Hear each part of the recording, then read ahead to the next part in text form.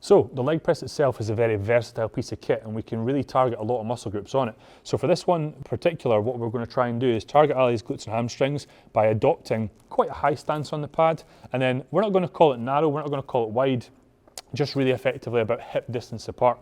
So from here, what Ali's going to make sure he does at all times, he's going to, once he's unracked it, he's going to hold onto these handles here and really lock himself in to make sure as well that we get as much tension in the legs as can and not elsewhere.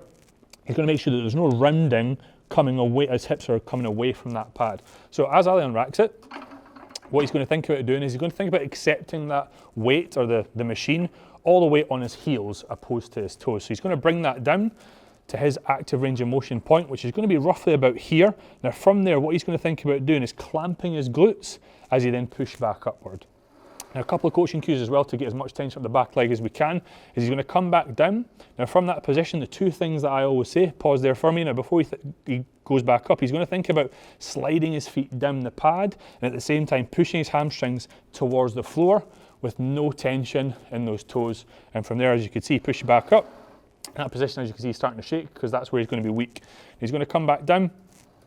From there, making sure that we're not pushing from the toes, so that we're not getting any really much tension in the quads, pushing back up, clamping the glutes. And there you have leg press, high stance, glute focused.